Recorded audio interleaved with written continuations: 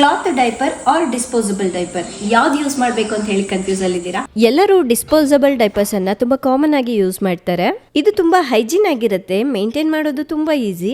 ನಾವು ಎಲ್ಲಿಗಾದ್ರೂ ಹೋಗ್ಬೇಕು ಅಂದ್ರೂ ಕೂಡ ಟ್ರಾವೆಲ್ ಫ್ರೆಂಡ್ಲಿ ಆಗಿರುತ್ತೆ. ನಾನು ಯೂಶುವಲಿ ಮೈಲೋ ಅವರ ಡಿಸ್ಪೋಸಬಲ್ ಡೈಪರ್ಸ್ ಅನ್ನ ಯೂಸ್ ಮಾಡ್ತೀನಿ. ಇದು ರ್ಯಾಶ್ ಫ್ರೀ ಕಂಫರ್ಟ್ ಅನ್ನ ಕೊಡುತ್ತೆ, ಯಾಕೆಂದ್ರೆ ಇದು ಡರ್ಮಟಾಲಜಿಕಲಿ ಟೆಸ್ಟೆಡ್ ಆಗಿದೆ. ಬೇಬಿ ಸ್ಕಿನ್ಗೆ ತುಂಬಾ ಫ್ರೆಂಡ್ಲಿ ಆಗಿರುತ್ತೆ.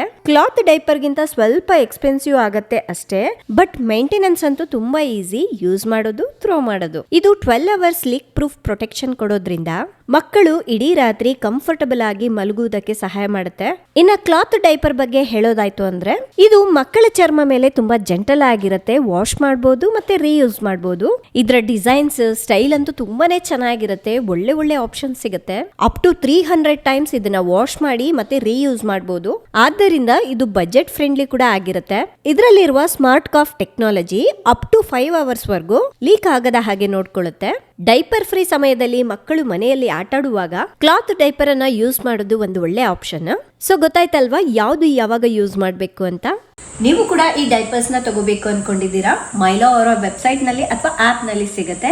ಮೇಲೆ ಕೊಟ್ಟಿರುವಂತಹ ಕೋಡ್ ಅನ್ನ ಯೂಸ್ ಮಾಡಿದ್ರೆ ಎಕ್ಸ್ಟ್ರಾ 10% ಆಫ್ ಆಗುತ್ತೆ. ಹಾಗೆ ಇವರ ಪ್ರಾಡಕ್ಟ್ಸ್ ಅಮೆಜಾನ್, ಫ್ಲಿಪ್ಕಾರ್ಟ್, ನೈಕಾ ಈ ರೀತಿ ಎಲ್ಲಾ ಕಡೆನೂ ಸಿಗುತ್ತೆ. ಎಲ್ಲಿ ಬೇಕಾದ್ರೂ ಶಾಪ್ ಮಾಡಬಹುದು. Thank you.